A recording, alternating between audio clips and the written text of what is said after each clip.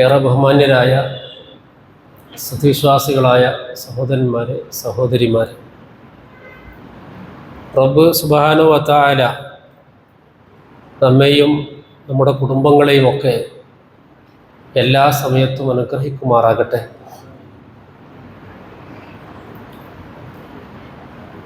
നമ്മോട് അള്ളാഹു പറഞ്ഞിട്ടുള്ള എല്ലാ കാര്യങ്ങളും ജീവിതത്തിൻ്റെ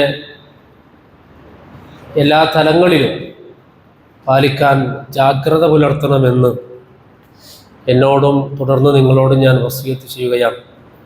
അല്ലാഹു സുബ്ഹാനഹു വ തആല അവൻ്റെ മുത്തഖീങ്ങളായ അടിമകളിൽ നാം എല്ലാവരെയും ഉൾപ്പെടുത്തുമാറാകട്ടെ.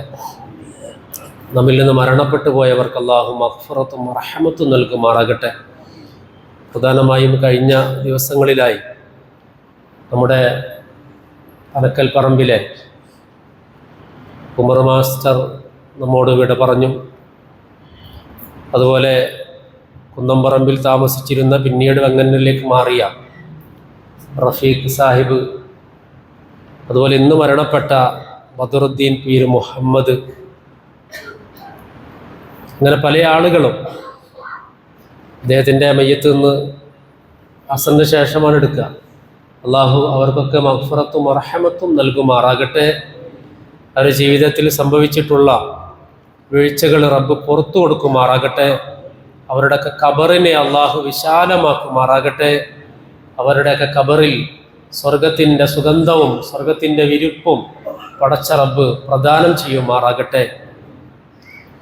പ്രിയമുള്ള സഹോദരങ്ങളെ, പരിശുദ്ധ റമദാൻ വിശ്വാസികളായ നാം ഓരോരുത്തരും വളരെ പ്രതീക്ഷയോടുകൂടിയാണ്. ഇത് ഒരു കേവല വർത്തമാനമല്ല. വിശ്വാസികളെ സംബന്ധിച്ചിടത്തോളം അത്യധികം ആഹ്ലാദം ഉളവാക്കുന്ന ഒന്നാണ് റമദാനിൻ്റെ വരവ്. അങ്ങനെ തന്നെ നമുക്ക് അനുഭവപ്പെടണം. അങ്ങനെ അനുഭവപ്പെടുന്നില്ലെങ്കിൽ നമ്മളൊന്ന് ഒറ്റയ്ക്കിരുന്ന് പൊട്ടിക്കരയണം. ഈമാനിൻ്റെ റമദാനിൻ്റെ മാധുര്യം നുകരാൻ കഴിയാത്തതിൽ നമുക്ക് വേദന ഉണ്ടാവണം. അല്ലാഹു സുബ്ഹാനഹു വ തആല റമദാനിലേക്ക് നാം എല്ലാവരെയും എത്തിച്ചു തരുമാറാകട്ടെ. റമദാനിൽ ധാരാളം സൽക്കർമ്മങ്ങൾ ചെയ്ത് റമദാൻ അനുകൂലമായി സാക്ഷി പറയും വിധം സൽക്കർമ്മങ്ങൾ ചെയ്യാൻ അള്ളാഹു നമുക്ക് തൗഫീക്ക് ചെയ്യുമാറാകട്ടെ. പരിശുദ്ധ റമദാൻ അല്ലാഹു സുബ്ഹാനഹു വ തആല നമുക്ക് മനുഷ്യരാശിക്കാകമാനം പരിശുദ്ധ ഖുർആൻ ഇറക്കി തന്ന മാസമാണ്. അള്ളാഹുവിൻ്റെ അനുഗ്രഹങ്ങൾ ഒരുപാടുണ്ട് നമുക്ക്. നാം ഓരോ സെക്കൻഡിലും അള്ളാഹുവിൻ്റെ റഹ്മത്തുകൾ ധാരാളം അനുഭവിച്ചു കൊണ്ടിരിക്കുന്നവരാണ്. അള്ളാഹുവിൻ്റെ റഹ്മത്തുകളെ നമ്മൾ പരിശോധിച്ചാൽ അതിൽ ഏറ്റവും വലുത് എന്ന് പറയാവുന്ന ഒന്നാണ് പരിശുദ്ധ ഖുർആൻ. നമുക്കറിയാമല്ലേ, അള്ളാഹുവിൻ്റെ റഹ്മത്തുകളെ എല്ലാം ഉൾക്കൊള്ളുന്ന അള്ളാഹുവിൻ്റെ പ്രധാനപ്പെട്ട ഒരു ഇസ്മാണ്, നാമമാണ് അർ-റഹ്മാൻ എന്നത്. അള്ളാഹുവിൻ്റെ 99 നാമങ്ങൾ, അതിൽ ജലാലത്തിൻ്റെ ഇസ്മ കഴിച്ചാൽ, ജലാലത്തിൻ്റെ ഇസ്മ എന്ന് പറയുന്നത് അള്ളാ എന്ന പദം, ഈ അള്ളാഹു എന്ന പദം മാറ്റി നിർത്തിയാൽ അള്ളാഹുവിൻ്റെ നാമങ്ങളിൽ ഏറ്റവും ശ്രേഷ്ഠമായ പദമാണ് അള്ളാഹുവിൻ്റെ ഇസ്മാണ് അർ-റഹ്മാൻ എന്നത്. ആ പേരിൽ ഖുർആനിൽ ഒരു സൂറത്തുണ്ട്, അർ-റഹ്മാൻ, സൂറത്തുർ റഹ്മാൻ. ആ അർ-റഹ്മാൻ സൂറത്ത് ആരംഭിക്കുന്നത് ഇങ്ങനെയാണ്: അർ-റഹ്മാനു, അവൻ പരമകാരുണികനാണ്. റഹ്മാൻ എന്ന വാക്കിന് മലയാളത്തിൽ പരിഭാഷപ്പെടുത്താൻ കഴിയില്ല. റഹ്മാന് മാത്രമല്ല, അള്ളാഹുവിൻ്റെ നാമങ്ങൾക്കൊന്നും പൂർണ്ണമായ അർത്ഥത്തിലുള്ള പരിഭാഷ ഒരു ഭാഷയിലും കാണാൻ കഴിയില്ല. അത്രമേൽ ആഴവും പരപ്പും വ്യാപ്തിയുമുള്ള പദങ്ങളാണ് ഇതൊക്കെ. എങ്കിലും നമുക്കറിയാവുന്ന പദം നമ്മൾ ഉപയോഗിക്കുന്നു എന്ന് മാത്രം. അർ-റഹ്മാൻ, അവൻ പരമകാരുണികനാണ്. പരമകാരുണികനായ അള്ളാഹു ചെയ്ത ഏറ്റവും വലിയ കാരുണ്യം എന്താണെന്ന് അറിയുമോ? അതാണ് തൊട്ടടുത്ത ആയത്തിൽ പറയുന്നത്, അല്ലമൽ ഖുർആൻ, അവൻ ഖുർആൻ പഠിപ്പിച്ചവനാണ്. പരമകാരുണികനായ അള്ളാഹു മനുഷ്യരാശിക്ക് ചെയ്ത അനുഗ്രഹങ്ങളിൽ ഏറ്റവും പ്രധാനപ്പെട്ടതാണ് അവൻ ഖുർആൻ പഠിപ്പിച്ചു എന്നുള്ളത്. ഒരു ഹദീസിൽ നമുക്ക് കാണാം, വളരെ സുപരിചിതമായ ഒരു ഹദീസിൽ അഷ്റഫുൽ ഖൽഖ് സയ്യിദുനാ റസൂലുള്ളാഹി സ്വല്ലല്ലാഹു അലൈഹി വസല്ലമ നമ്മോട് പറഞ്ഞു, ഖൈറുക്കും മൻ തഅല്ലമൽ ഖുർആന വഅല്ലമ. നിങ്ങളിൽ ഏറ്റവും അധികം ഖൈർ ലഭിച്ചവർ, അള്ളാഹുവിന്റെ പുണ്യം ലഭിച്ച ആളുകൾ, അവർ വലിയ സമ്പന്നരല്ല. സമ്പത്ത് ഖൈർ തന്നെയാണ്, സംശയമൊന്നുമില്ല. വിദ്യാഭ്യാസം ഖൈർ തന്നെയാണ്, സംശയമൊന്നുമില്ല. ആരോഗ്യം അള്ളാഹു നൽകുന്ന ഖൈറാണ്.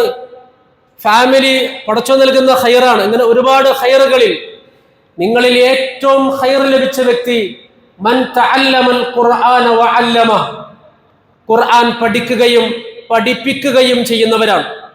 ഇത് പറഞ്ഞത് അഷ്റഫുൽ ഖൽഖ് റസൂലുള്ളാഹി സ്വല്ലല്ലാഹു അലൈഹി വസല്ലമയാണ്. അപ്പൊ അള്ളാഹുവിന്റെ റഹ്മത്തുകളിൽ ഏറ്റവും പ്രധാനപ്പെട്ട റഹ്മത്ത് അള്ളാഹുവിന്റെ ഖുർആൻ പഠിക്കുക എന്നുള്ളതാണ്. അള്ളാഹുവിന്റെ ഖൈർ ഏറ്റവും അധികം ലഭിച്ചവർ അവർ ഖുർആൻ പഠിക്കുകയും പഠിപ്പിക്കുകയും ചെയ്യുന്നവരാണ്. ഇത് രണ്ടും പറഞ്ഞത് ഒന്ന് ഖുർആനിലെ ആയത്താണ് ഞാൻ ഓതിയത്, മറ്റൊന്ന് റസൂലിന്റെ വാക്കാണ്. അത്രയും പ്രധാനപ്പെട്ടതാണ് വിശ്വാസികളെ സംബന്ധിച്ചിടത്തോളം പരിശുദ്ധ ഖുർആൻ. ഈ ഖുർആൻ പഠിക്കാതെ പോയാലോ, ഖുർആൻ പരോക്ഷമായി വിളിക്കുന്നുണ്ട് കഴുത എന്ന്. ഖുർആനിനെ ഏറ്റെടുക്കാത്ത ആളുകൾ, പരിശുദ്ധ ഖുർആനിനെ ഏറ്റെടുക്കാത്ത ആളുകളെ പരോക്ഷമായി അല്ലാഹു സുബ്ഹാനഹു വ തആല കഴുത എന്ന് വിളിക്കുന്നുണ്ട്. അതെവിടെയുമല്ല, സൂറത്തുൽ ജുമുഅയിൽ തൗറാത്തിന്റെ ആളുകളെ സംബന്ധിച്ച് പറയുന്നു, അഥവാ ജൂതന്മാരെ. എന്തിനാണ് അല്ലാഹു സുബ്ഹാനഹു വ തആല ജൂതന്മാരെ കുറിച്ച് നമ്മോട് പറയുന്നത്? അല്ലാഹു സുബ്ഹാനഹു വ തആല പറഞ്ഞു, മസലുൽ ലദീന ഹുമ്മിലുത് തൗറാത സുമ്മ ലം യഹ്മിലൂഹാ കമസലിൽ ഹിമാരി യഹ്മിലു അസ്ഫാറാ. മസലുൽ ലദീന ഹുമ്മിലുത് തൗറാത്ത്, തൗറാത്ത് നൽകപ്പെട്ടവരുടെ ഉപമ, തൗറാത്ത് ലഭിച്ചവരുടെ അവരെ ഉപമിക്കുന്നത് സുമ്മ ലം യഹ്മിലൂഹാ, ആ തൗറാത്ത് ലഭിക്കപ്പെട്ട ശേഷം അവരതിനെ ഏറ്റെടുത്തില്ല. അവരേറ്റെടുത്തില്ല എന്ന് പറഞ്ഞാൽ തൗറാത്തിന്റെ ഉള്ളടക്കം സ്വീകരിക്കാൻ അവർ സന്നദ്ധമായില്ല. തൗറാത്ത് ഒരുപക്ഷെ അവരുടെ അലമാരകളിൽ ഉണ്ടാകാം, അവരുടെ വീടുകളിൽ മനോഹരമായി സൂക്ഷിച്ചിട്ടുണ്ടാകാം. എന്നാൽ എന്താണോ തൗറാത്ത് അവരോട് ആവശ്യപ്പെടുന്നത്, ആ തൗറാത്തിനെ അവ്വിധം സ്വീകരിക്കാത്ത ആളുകൾ, ഏറ്റെടുക്കാത്ത ആളുകൾ, അവർ കഴുതകളെ പോലെയാണ്. ജൂതന്മാരെ പറഞ്ഞുകൊണ്ടാണ് അല്ലാഹു തആല ഇന്റേണൽ ആയിക്കൊണ്ട്, ഇൻഡയറക്റ്റ് ആയിക്കൊണ്ട് അല്ലാഹു സുബ്ഹാനഹു വ തആല നമ്മോട് പറയുകയാണ്, ഈ ഗതി നിങ്ങൾക്ക് വരാതിരിക്കണം. തൗറാത്ത് ഏൽപ്പിക്കപ്പെട്ടിട്ട് തൗറാത്ത് ഏറ്റെടുക്കാത്ത ആളുകൾ കമസലിൽ ഹിമാർ, അവർ കഴുതകളെ പോലെയാണ്. വെറും കഴുതയല്ല, യഹ്മിലു അസ്ഫാറ, വലിയ പുസ്തകങ്ങളുടെ ഗ്രന്ഥങ്ങൾ ചുമന്ന് നടക്കുന്ന ഒരു കഴുത. കഴുതയ്ക്ക് എന്തുണ്ട് അതുകൊണ്ട് കാര്യം? കഴുതയുടെ പുറത്ത് ഒരു കെട്ട് പുസ്തകമുണ്ട്, ഒരു കെട്ട് കിതാബുണ്ട്, ഗ്രന്ഥമുണ്ട് എന്ന് സങ്കല്പിക്കൂ. ആ കഴുത ഇങ്ങനെ ഇതുമായി പോകുമ്പോ കഴുതക്ക് അതുകൊണ്ട് എന്തെങ്കിലും ഗുണമുണ്ടോ? അത് വെറും കഴുതയാണ്. അതിനത് വായിച്ചിട്ടില്ല, അതത് ഗ്രഹിച്ചിട്ടില്ല, അതിന്റെ ആശയം ഉൾക്കൊണ്ടിട്ടില്ല. അതുപോലെയാണ് തൗറാത്ത് നൽകപ്പെട്ടിട്ടും ആ തൗറാത്തിനെ യഥാവിധം ഏറ്റെടുക്കാത്ത ആളുകൾ, അവരെ അല്ലാഹു സുബ്ഹാനഹു വ തആല ഉപമിച്ചത് അവർ കഴുതകളെ പോലെയാണ്. ഒരു കവി ഇങ്ങനെ പറയുന്നുണ്ട്, വിദ്യ കൊണ്ടറിയേണ്ടതറിയാതെ വിദ്വാനെന്നു നടിക്കുന്നിതു ചിലർ, കുങ്കുമത്തിന്റെ ഗന്ധമറിയാതെ കുങ്കുമം ചുമക്കും പോലെ ഗർദ്ധപം. വിദ്യ എന്ന് പറഞ്ഞാൽ കേവലം പാഠപുസ്തകങ്ങളിലല്ല. വിദ്യ കൊണ്ടറിയേണ്ടതറിയാതെ വിദ്വാൻ എന്നു നടിക്കുന്നിതു ചിലർ. വിദ്യ കൊണ്ട് എന്താണ് നേടേണ്ടത്? അത് സംസ്കാരമാണ്. അവിധം സംസ്കാരം കൊണ്ട് വിദ്യ കൊണ്ട് സംസ്കരിക്കപ്പെട്ട കുട്ടികൾക്ക് സമപ്രായക്കാരായ വിദ്യാർത്ഥിയെ വളഞ്ഞിട്ട് തല്ലാൻ എവിടെ നിന്ന് സാധിക്കുന്നു? നമ്മൾ ആലോചിക്കേണ്ടതാണ്. LKG മുതൽ +2 വരെ പഠിച്ച കുട്ടി, 10-12 കൊല്ലം വർഷം പഠിച്ച കുട്ടി, സ്വന്തം സഹപാഠിയെ ഞാൻ തല്ലാൻ പാടില്ലെന്നും അവനെ ഉപദ്രവിക്കാൻ പാടില്ല എന്നുമുള്ള തിരിച്ചറിവ് ഈ പുസ്തകങ്ങളിൽ നിന്ന് ഈ കുട്ടിക്ക് ലഭിച്ചിട്ടില്ലെങ്കിൽ ഇവരെന്താണ് പഠിക്കുന്നത്? കുങ്കുമത്തിന്റെ ഗന്ധമറിയാതെ കുങ്കുമം ചുമക്കും പോലെ ഗർഭവം. കഴുതക്കറിയില്ല കുങ്കുമത്തിന്റെ ഗന്ധം. അത് കുങ്കുമം ചുമക്കുന്നത് പോലെ ഒരു കവി പറഞ്ഞതുപോലെ പരിശുദ്ധ ഖുർആൻ 1400 വർഷങ്ങൾക്ക് മുമ്പ് പറഞ്ഞതാണ്, ജൂതന്മാരെ ഉപമിച്ചതാണ് കിതാബ് ചുമന്നു നടക്കുന്ന കഴുതകളോട്. ഒരുപാട് മുഫസ്സിറുകൾ പറഞ്ഞു. ഇല്ല, മുഫസ്സിറുകളൊന്നും പറയേണ്ടതില്ല, കോമൺ സെൻസ് മതി ആലോചിക്കാൻ.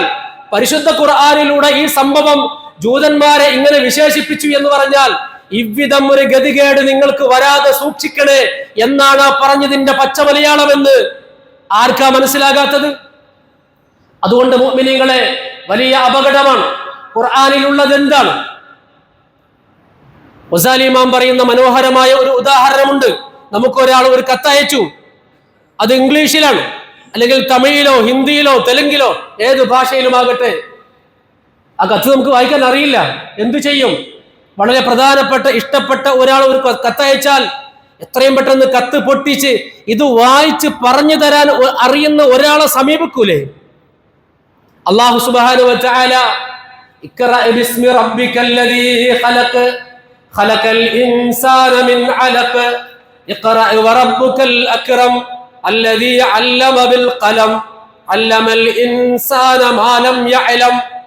അല്ലാഹുവിന്റെ പ്രവാചകൻ ഹിറാ ഗുഹയിൽ ഏതാനും മാസങ്ങൾ ധ്യാന നിമഗ്നനായി കുത്തിരിക്കുമ്പോൾ മുഖറബുൽ അംലാഖ് മലക്ക് ജിബ്രീൽ അലൈഹിസ്സലാം പ്രത്യക്ഷപ്പെട്ടുകൊണ്ട് റസൂലിനെ കെട്ടിപ്പിടിച്ചു കൊണ്ടൊന്നു കടഞ്ഞുവിട്ട ശേഷം റസൂലിനോട് ആദ്യമായി പരിശുദ്ധ ഖുർആനിന്റെ വചനങ്ങൾ അവതരിച്ചത് പ്രവാചകരെ ഇഖ്റ, വായിക്കുക എന്ന് പറഞ്ഞുകൊണ്ടാണ്. എന്തു വായിക്കണം എന്നല്ല പറഞ്ഞില്ല, അവിടെ പറഞ്ഞില്ല. അതന്നെ ഒരു വിശാലമായ അർത്ഥത്തിലാണ്. അത് മറ്റൊരു കാര്യമാണ്. ഞാൻ പറഞ്ഞു വന്നത്, എന്നിട്ടും ആ ഖുർആൻ പോലും നമ്മൾ വായിച്ചിട്ടില്ല, വായിക്കേണ്ട വിധം വായിച്ചിട്ടില്ല. ഖുർആൻ നമ്മുടെ അലമാരകളിലുണ്ട്, നമ്മുടെ വീടുകളിലുണ്ട്. ഒരുപക്ഷെ നമ്മുടെ മരണ വീടുകളിൽ മനോഹരമായത് പാരായണം ചെയ്യപ്പെടുന്നതുണ്ട്. പക്ഷെ ഖുർആനിൽ എന്താണ് ഉള്ളത് എന്ന് എത്ര പേർക്കറിയാം? എന്ന് മാത്രമല്ല, മറ്റൊരു ഹദീസിൽ ഖുർആൻ വായിക്കാതെ പോയവരെ സംബന്ധിച്ച് റസൂലുള്ളാഹി സ്വല്ലല്ലാഹു അലൈഹി വസല്ലം ഉപയോഗശൂന്യമായ വീടിനോട് ഉപമിച്ചിട്ടുണ്ട്. ഇന്നല്ലദീ ലൈസ ഫീ ജൗഫിഹി ശൈഉൻ മിനൽ ഖുർആൻ, തീർച്ചയായും ഉള്ളിൽ ഹൃദയത്തിൽ അല്പമെങ്കിലും ഖുർആൻ ഇല്ലാത്ത ആളുകൾ കൽ ബൈത്തിൽ ഖരീബ്, തകർന്ന് തരിപ്പണമായ വീട് പോലെയാണ് അവർ. അവരുടെ ഹൃദയത്തെ, ഖുർആൻ മനപ്പാടമില്ലാത്തവരെ, ഖുർആനിന്റെ കാമ്പില്ലാത്ത ഹൃദയങ്ങളെ അള്ളാഹുവിന്റെ റസൂല് ഉപമിച്ചത് ഉപയോഗശൂന്യമായ വീട് പോലെ എന്നാണ്. എന്താ ഉപയോഗശൂന്യമായ വീടിന്റെ അവസ്ഥ? ഒരു മാസം വീടൊന്ന് പൂട്ടിയിട്ട് നോക്കൂ, അത് ഒരു 6 മാസമായി 2 വർഷം കഴിഞ്ഞിട്ടൊന്ന് ചെന്ന് നോക്കൂ ആ വീട്ടിലേക്ക്. ആ വീട് അങ്ങനെ തുറന്നാൽ മുഴുവൻ മാറാലകളായിരിക്കും. അവിടെ വവ്വാലുകൾ കൂടുകെട്ടി കാണും. അവിടെ പിന്നെ എലിയും പാറ്റയും എല്ലാം ഉണ്ടാകും. ഒരുപക്ഷെ ചില മദ്യപാനികളായ ചീട്ടുകളിക്കാരായ ആളുകളുടെ ഒളിത്താവളമായിട്ടുണ്ടാകും അത് ആ സ്ഥലം. എന്ന് പറഞ്ഞാൽ സകല ചെകുത്താന്റെയും ഇടമായിരിക്കും ആ വിധത്തിലുള്ള വീടുകളെങ്കിൽ അങ്ങോട്ടൊന്ന് കയറാൻ പോലും പറ്റൂല. അതുപോലെയാണ് ഖുർആൻ മനസ്സിലില്ലാത്തവരുടെ ഹൃദയം, അത് ഉപയോഗശൂന്യമായ വീട് പോലെയാണ് എന്ന് പറഞ്ഞാൽ പിശാചിന്റെ കൂടാരമായിരിക്കും അത്. പിശാചുക്കളാണ് അവിടെയുള്ളത്. ആ പിശാചുക്കളാണ് പിന്നെ ഇവൻ എന്തു ചെയ്യണം? ഇവൻ മദ്യപിക്കണോ, ഇവൻ ഷീട്ട് കളിക്കണോ, ഇവൻ ലോട്ടറി എടുക്കണോ, ഇവൻ നന്മ ചെയ്യണോ തിന്മ ചെയ്യണോ എന്നൊക്കെ മെസ്സേജ് കൊടുക്കുന്നത് ഈ പിശാചുക്കളായിരിക്കും എന്നാണ് ആ പറഞ്ഞതിന്റെ അർത്ഥം. അതുകൊണ്ട് ഖുർആൻ കൊണ്ട്, ഖുർആനാകുന്ന നൂറ് കൊണ്ട്, വെളിച്ചം കൊണ്ട് നമ്മുടെ ഹൃദയങ്ങളെ പ്രകാശപൂരിതമാക്കണം. അള്ളാഹു തൗഫീഖ് നൽകുമാറാകട്ടെ. അതുകൊണ്ട് പ്രിയമുള്ളവരെ, ഖുർആനെ കുറിച്ച് ഇങ്ങനെ പഠിച്ചു വരുമ്പോ ഖുർആൻ അത്ഭുതമാണ്. ഇത് കേവലം ഏതെങ്കിലും ഒരു മതപണ്ഡിതന്റെ വാക്കല്ല. ഖുർആൻ വായിക്കുന്ന, ഖുർആനെ കുറിച്ച് തദബ്ബുറുൽ ഖുർആൻ, തഫക്കുറുൽ ഖുർആൻ, ഖുർആനെ കുറിച്ച് ആഴത്തിൽ ചിന്തിക്കുന്ന ആളുകൾക്ക് കാണാം മഹാത്ഭുതമാണ് ഖുർആൻ. ഈ അത്ഭുതം നമ്മുടെ കയ്യിലുണ്ടായിട്ട് നമുക്കിപ്പോഴും മനസ്സിലായിട്ടില്ല. മഹാത്ഭുതമാണ് ഖുർആൻ. ഖുർആൻ ഒരു ചരിത്ര ഗ്രന്ഥമാണോ? ഒരിക്കലുമല്ല. എന്നാ ഖുർആനിൽ എമ്പാടും ചരിത്രങ്ങളുണ്ട്. ഖുർആൻ കഥ പറയുന്ന ഗ്രന്ഥമാണോ? അല്ല. എന്നാ ഖുർആനിൽ ഒരുപാട് കഥകളുണ്ട്. ഖുർആൻ ഒരു ബയോളജിയെ സംബന്ധിച്ചുള്ള ഗ്രന്ഥമാണോ, ബയോളജി പുസ്തകമാണോ? അല്ല. ഖുർആനിൽ ധാരാളം ബയോളജി ഉണ്ട്, ഭൂമിശാസ്ത്രമുണ്ട്, ഒരുപാട് ഒട്ടനേകം സയൻസ് ഉണ്ട്. പ്രാണികളെ കുറിച്ചും പറവകളെ കുറിച്ചും ഈ പ്രപഞ്ചത്തിൽ പരിശുദ്ധ ഖുർആനിൽ പരാമർശിച്ചിട്ടില്ലാത്ത ഒരു കാര്യം പോലും ഇല്ല. സംശയമുള്ളവർ സംശയം ചോദിച്ചോളൂ. ഇത് വെറുതെ പറയല്ല, അത് കലാമുള്ള, ഇത് അള്ളാഹുവിന്റെ വചനമാണ് പരിശുദ്ധ ഖുർആൻ. അതുകൊണ്ട് തന്നെ റബ്ബ് സുബ്ഹാനഹു വ തആല പറഞ്ഞു, ലൗ അൻസൽനാ ഹാദൽ ഖുർആന അലാ ജബൽ. ഈ ഖുർആനെങ്ങാനും അതൊരു ഉപമയാണ്, ഒരു ഉദാഹരണമാണ്. ഒരു ഉദാഹരണം പറയാം അല്ലാഹു സുബ്ഹാനഹു വ തആല, ഈ ഖുർആനെങ്ങാനും ഒരു പർവ്വതത്തിന്റെ മുകളിൽ ഇറക്കപ്പെട്ടിരുന്നെങ്കിൽ, ലൗ അൻസൽനാ ഹാദൽ ഖുർആന അലാ ജബൽ ലറഅയ്തഹു ഖാശിഅൻ മുതസദ്ദിഅൻ മിൻ ഖശിയത്തില്ലാഹ്. ആ പർവ്വതം പോലും പേടിച്ച് വിറച്ച് പൊടിപടലമാകുന്നത് കാണാമായിരുന്നു പ്രവാചകരെ. അത് എല്ലാവർക്കും മനസ്സിലാവില്ല പറഞ്ഞത്, അത് ആഴത്തിൽ ചിന്തിക്കണം. അത്രമേൽ ഉള്ളടക്കമുള്ള അള്ളാഹുവിന്റെ കലാമാണ് പരിശുദ്ധ ഖുർആൻ. കേവലം കാട്ടറബികളെ ഒട്ടകത്തിന്റെ മൂക്കുകയർ മാത്രം പഠിച്ച് പരിചയമുള്ള രാക്ഷസരായ മനുഷ്യരെ സംസ്കരിച്ച് സാക്ഷരരാക്കി മാറ്റിയ വിശുദ്ധ ഗ്രന്ഥമാണ് പരിശുദ്ധ ഖുർആൻ. റസൂലിനെ കൊല്ലാൻ വേണ്ടി പുറപ്പെട്ടതാ ഉമർ ഇബ്നുൽ ഖത്താബ് റളിയല്ലാഹു അൻഹു. പിന്നീട് ചരിത്രത്തിൽ ഉമർ അൽ ഫാറൂഖ് എന്ന സ്ഥാനപ്പേര് നേടിയ ഖലീഫ ഉമർ അൽ ഫാറൂഖ് റളിയല്ലാഹു തആല അൻഹു വാളിങ്ങനെ അറയിൽ വെച്ച് കണ്ട് പുറപ്പെടുക. ഒരു കൂട്ടുകാരൻ ചോദിക്കുന്നു, ചരിത്രം നമ്മൾ വിശദമായി കേട്ടതാണ്, എവിടേക്കാണ് ഈ ഉമറെ പോക്ക്? കൊല്ലും ഞാൻ അവനെ. നാട്ടിലെ സ്വൈരം കെടുത്തിയ ആ പുതിയ മതക്കാരന്റെ കഴുത്തെടുത്തിട്ട് ഇനി ഉമർ വീട്ടിലേക്ക് മടങ്ങൂ എന്ന് പറഞ്ഞ് പുറപ്പെട്ട ഉമർ ഇബ്നുൽ ഖത്താബ് റളിയല്ലാഹു തആല അൻഹു അവസാനം ഏറ്റവും വലിയ ഇസ്ലാമിന്റെ പോരാളിയായിട്ടാണ് തിരിച്ചു വരുന്നത്. അത് ചരിത്രമാണ്.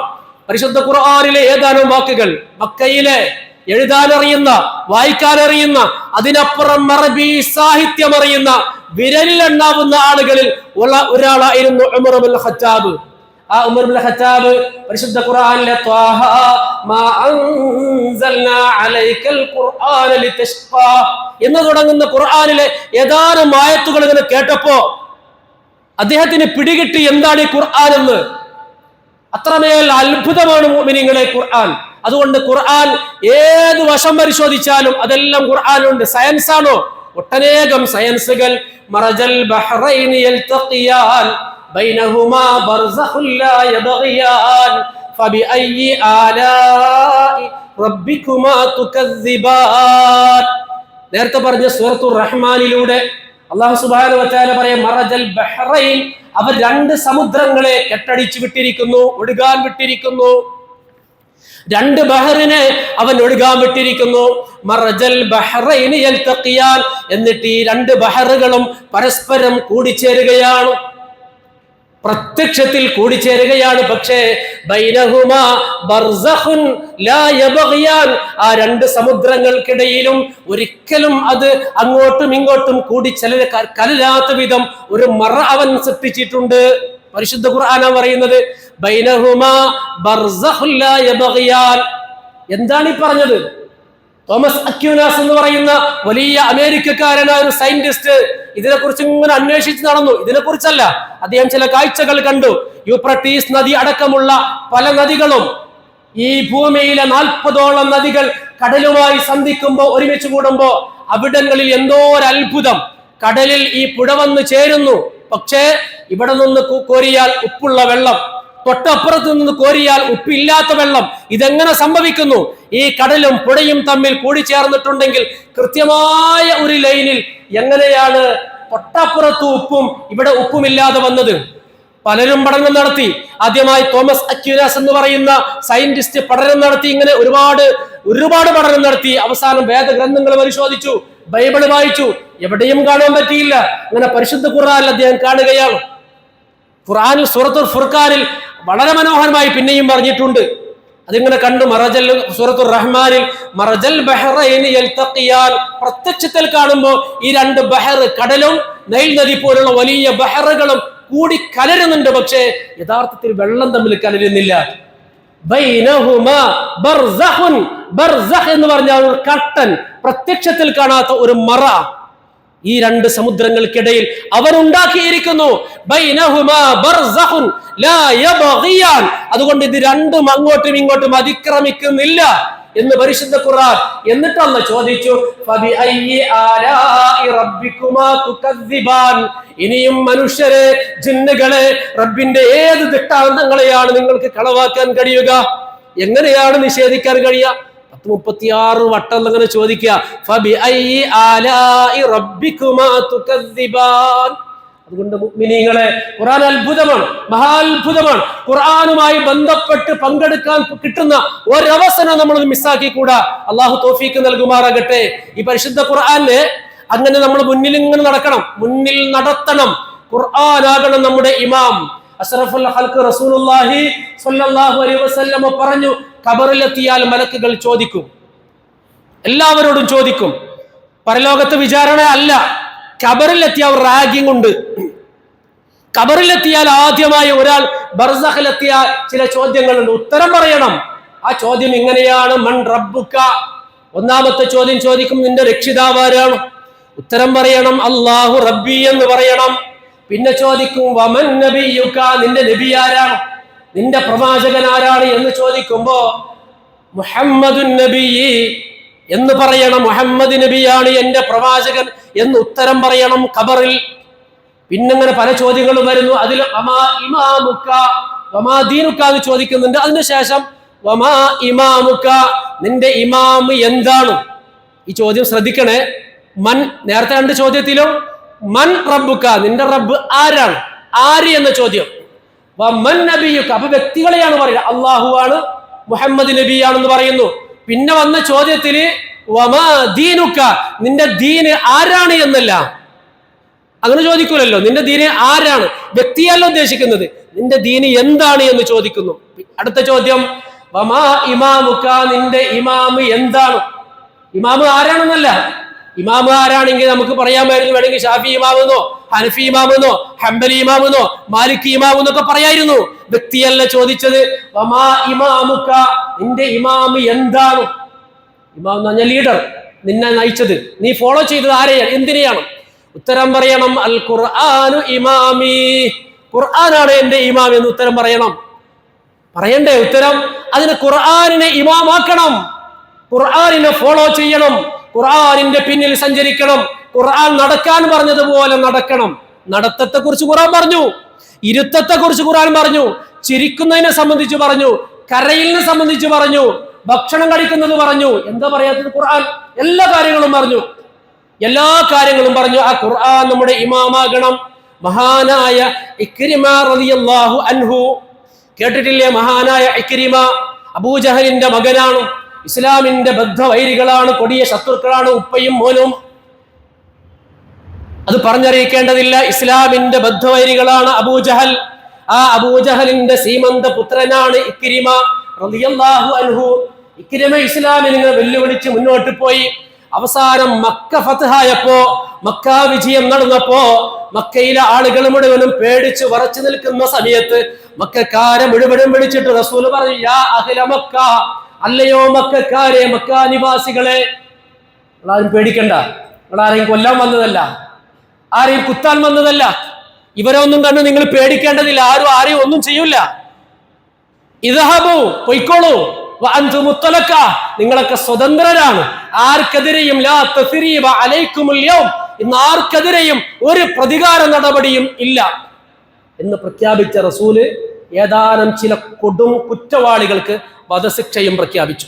അങ്ങനെയാണല്ലോ, ഗവൺമെന്റ് അല്ലേ, കൊടും കുറ്റവാളികളായ ആളുകൾക്ക് വധശിക്ഷ പ്രഖ്യാപിച്ചു. അതിൽ ഒരാളായിരുന്നു ഇക്രിമ. അവസാനം ഇക്രിമ നാട് വിടുക, അത് വലിയ ചരിത്രമാണ്.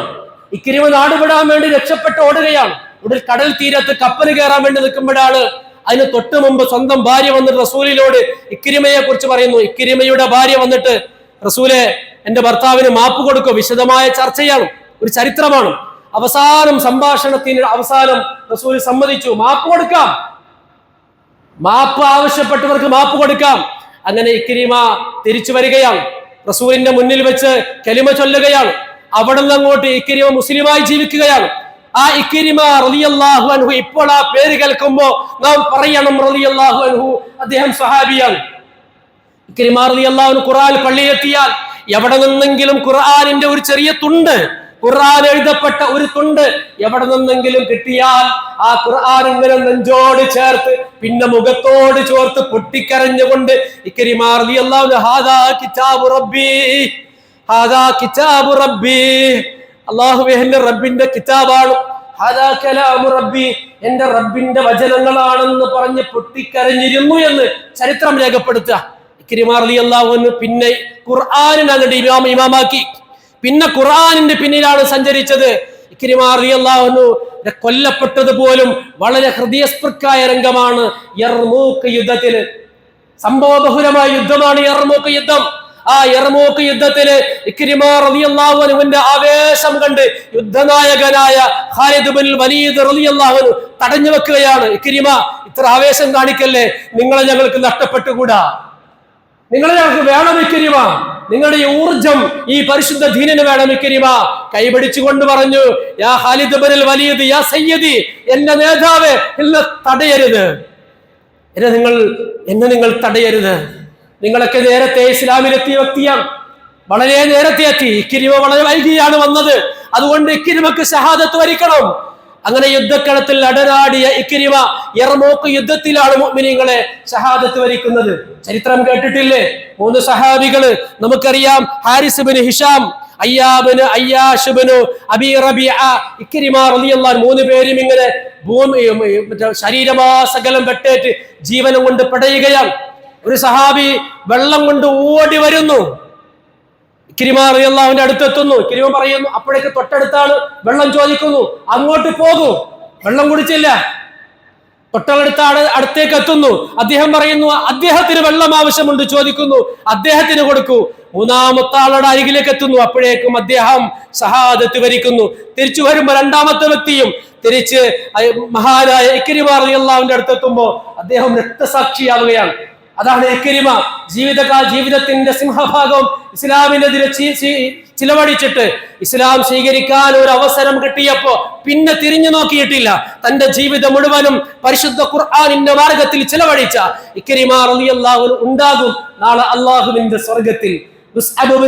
തങ്ങളോടൊപ്പം ഇക്രിമയും ഉണ്ടാകും റളിയല്ലാഹു അൻഹുമ.